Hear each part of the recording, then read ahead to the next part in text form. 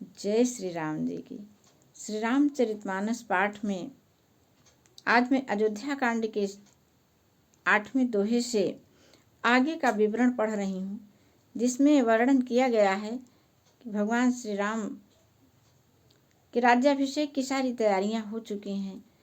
राजा दशरथ जी गुरु वशिष्ठ को भगवान श्री राम के धाम भेज करके कह रहे हैं कि आप उनको कुछ उपदेश दे दीजिए। राजा बनने जा रहे हैं। राजा के वैसे तो उनमें सारे गुण भरे हैं, लेकिन उसके बाद भी देखिए कैसे गुरु वशिष्ठ आए हैं भगवान श्री राम के धाम और कैसे इन लोगों के बीच का संवाद है, बिल्कुल मन को आनंद से भर देने वाला। आप सबों से भी यही विनती है कि आप लोग श्री रामचरितमानस उठाइए अपने हाथों में और इसका अध्ययन करिए। वैसे भी गृहस्थ आश्रम का सबसे बड़ा धर्म होता है कि स्वाध्याय करना, क्योंकि स्वाध्याय ही हमारे इस आश्रम को पूर्ण करता है। स्वाध्याय के द्वारा ही इसके निर्वहन की तमाम क्षमताएं हम में प्रविष्ट होती हैं। तो क्यों ना हम लोग श्री रामचरितमानस का स्वाध्याय करके अपने हृदय का रूपांतरण करें, सकारात्मक भावनाएं भरें। ये जब हम इसको पढ़ने लगते हैं तो इसमें के संवाद ऐसे होते हैं, ऐसे गुण सबके हमारे अंदर समाहित होते चले जाते हैं कि अपने आप ही हमारा मन एकदम बदलाव की ओर मुड़ जाता है। आइए हम लोग देखते हैं। राम राज अभिषेक सुनी हर्षे नर नारी, लगे सुमंगल सजन सब विधि अनुकूल विचार। तब नर नाह वशिष्ठ बुलाए, राम धाम सिख दीन पठाए। गुरु आगमन सुनत रघुनाथा, द्वार आई पद नायो माथा। सादर अर्घ देई घर आने, सोरह भांति पूज सन्माने। गहे चरण सिय सहित बहोरी, बोले राम कमल कर जोरी। वशिष्ठ जी आ गए भगवान श्री राम के धाम और श्री राम जी और सीता जी ने हाथ जोड़ करके उनके पैर पड़े।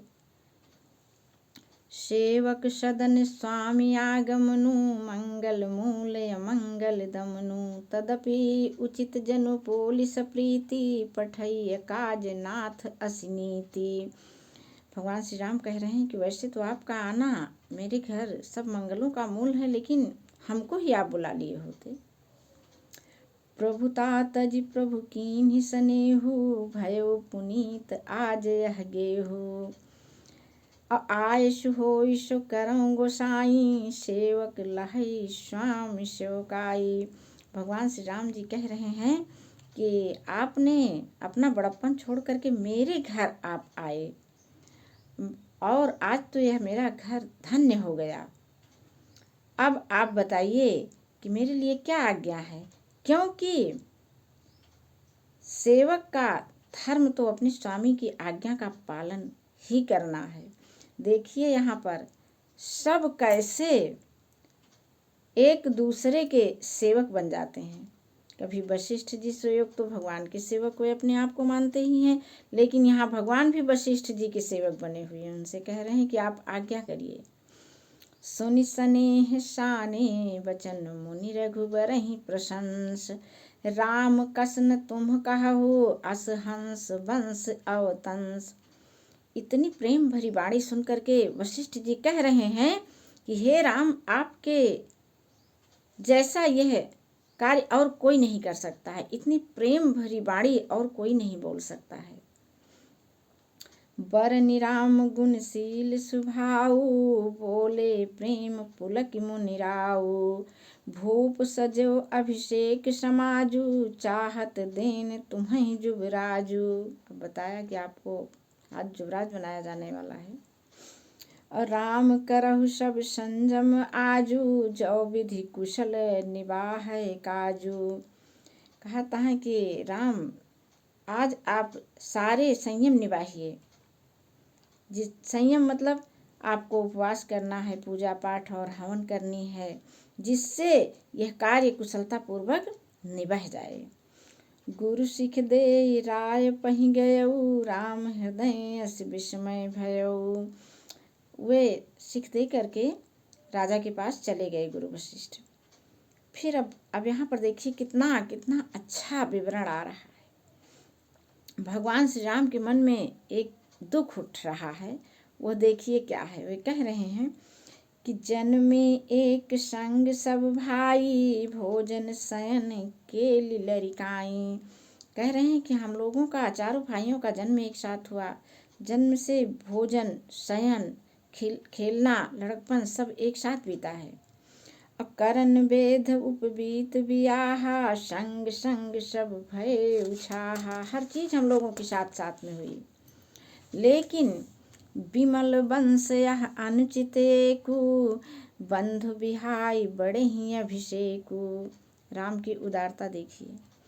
काश हम लोग भी अपने बच्चों में यह प्रेम भावना भर पाते। बच्चों में क्या भर पाएंगे, जब मेरे अंदर होगी तभी तो। पहले तो हम ही लोगों को यह सब सीखना है कि किस प्रकार। देखिए तो भगवान श्री राम जी कह रहे हैं कि विमल वंश जो है, इस निर्मल वंश में एक ही बात गलत हो रही है कि बंधु बिहाई बड़े ही अभिषेक को। मेरे सारे भाइयों को छोड़ करके बड़े को ही राजा बनाया जा रहा है। प्रभु सप्रेम पछतानि सुहाई, हरौ भगत मन कई कुटिलाई। अब तुलसीदास जी कह रहे हैं कि प्रभु श्री रामचंद्र जी का यह सुंदर प्रेम पूर्ण पछतावा जो है, निश्चित रूप से हर भक्त के हृदय को आंदोलित कर देने वाला है।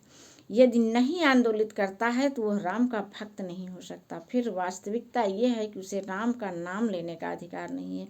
लेकिन यह सब हमारे हृदय में परिवर्तन आएगा कब, जब हम श्री रामचरितमानस का पाठ करेंगे, अपने अंतस्थल में इसको स्वयं महसूस करेंगे, स्वयं अपनी आँखों से पढ़ेंगे, अपने मुंह से बोलेंगे, तभी तो हमारे सारे अंग इसमें जुट करके काम करेंगे, तब हमारे अंदर यह प्रविष्ट होगा।